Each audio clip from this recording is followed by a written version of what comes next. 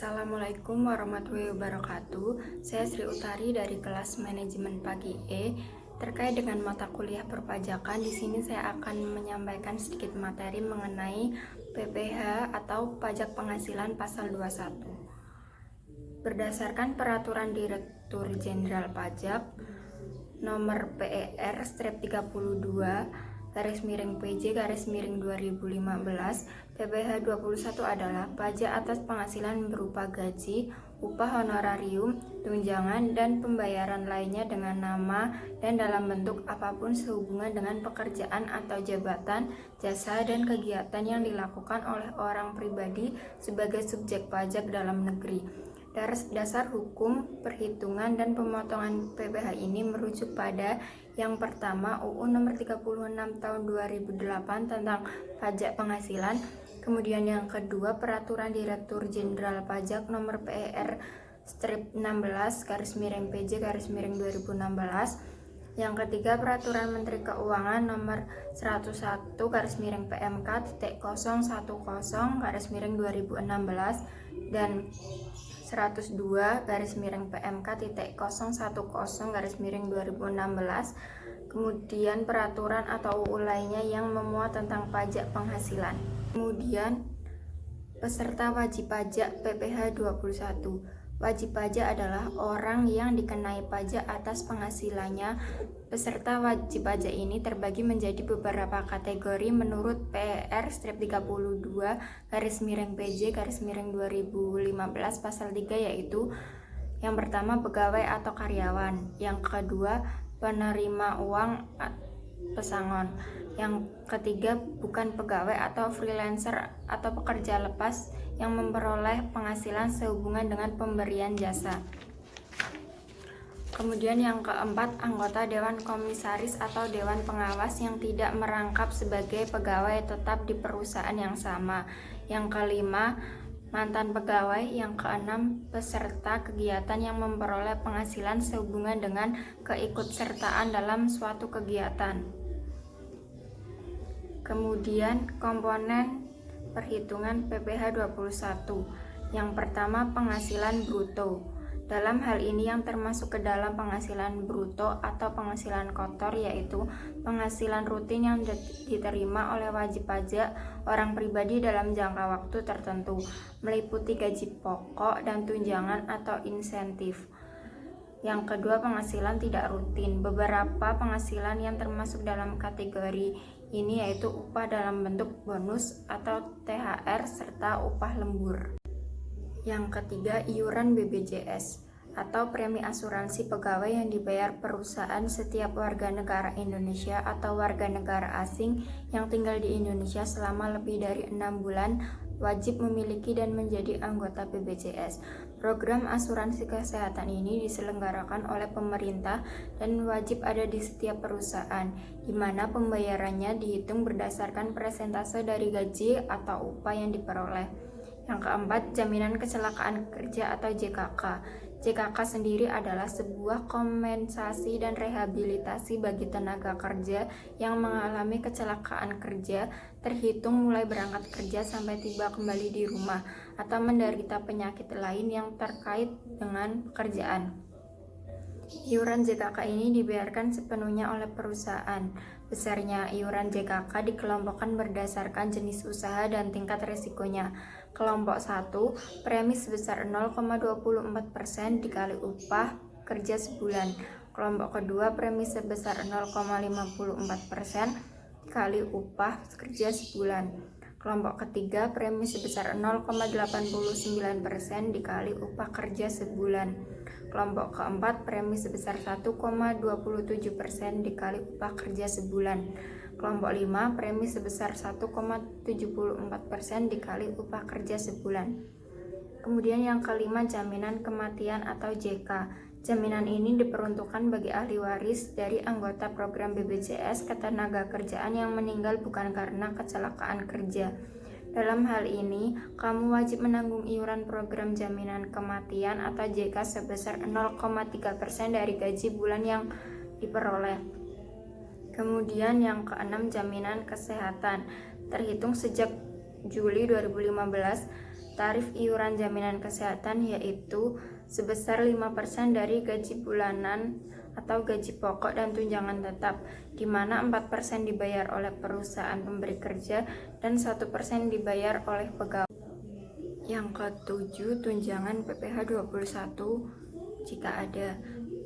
Bagi perusahaan yang memberi tunjangan PPh 21 kepada para pegawainya, baik itu penuh ataupun sebagian, maka jumlah tunjangan PPh 21 ini dijadikan komponen tambahan dari penghasilan bruto. Kemudian yang ke-8, tunjangan BPJS jika ada. Yang ke-9, pengurang penghasilan bruto. Berikutnya, penghasilan tidak kena pajak atau PTKP. PTKP menjadi salah satu komponen yang cukup penting dalam perhitungan PPh pasal 21. PTKP ini merupakan jumlah nilai penghasilan bruto bagi wajib pajak yang tidak dikenakan pajak. Lalu tarif PPh 21. Yang pertama, penghasilan kena pajak atau PKP. Dasar pengenaan pajak DPP diperoleh dari penghasilan kena pajak atau PKP. Wajib pajak menerima penghasilan ini.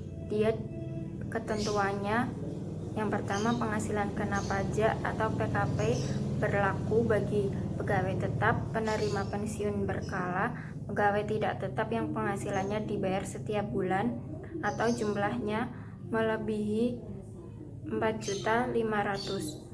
Kemudian bukan pegawai yang penghasilannya bersifat berkesinambungan menurut PER 31-PJ-2009. Kemudian jumlah penghasilan lebih dari 450.000 per hari.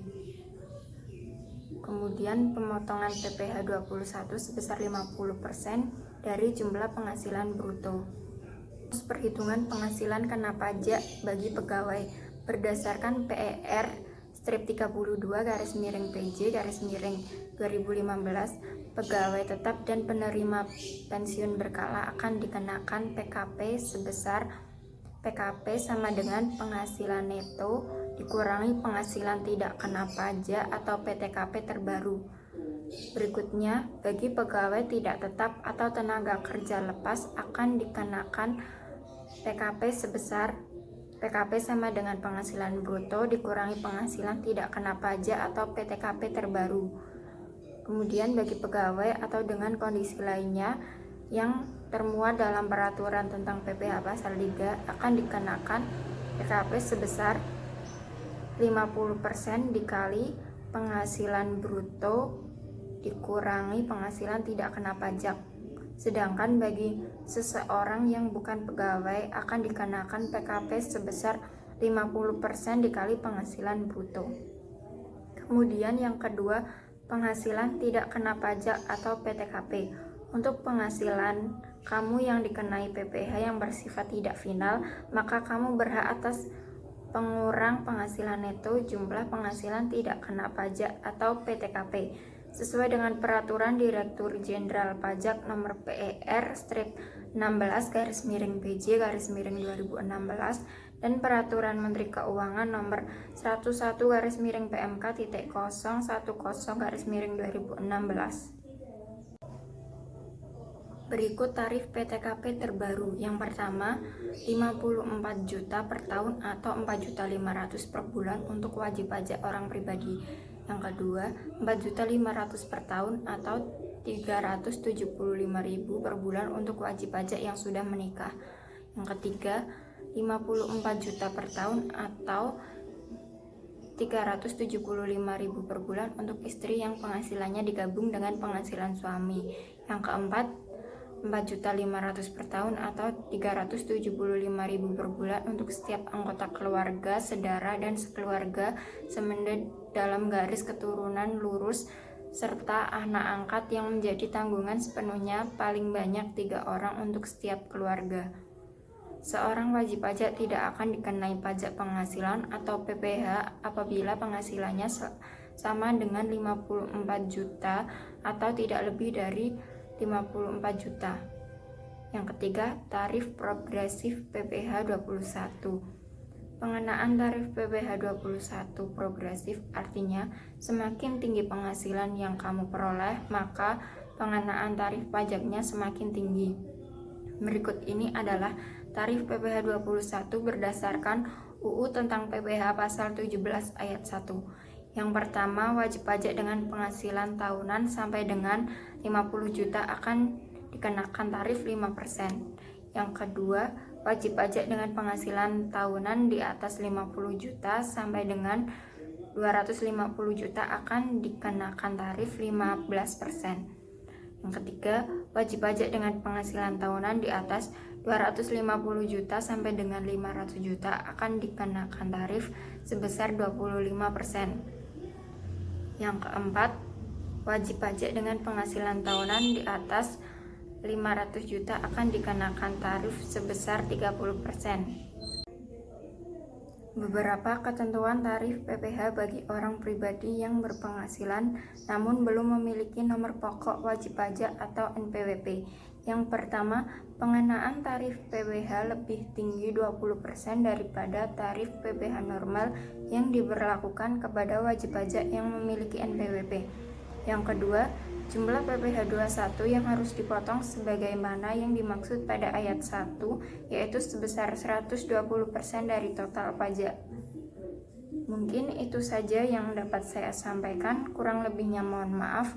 Wassalamualaikum warahmatullahi wabarakatuh.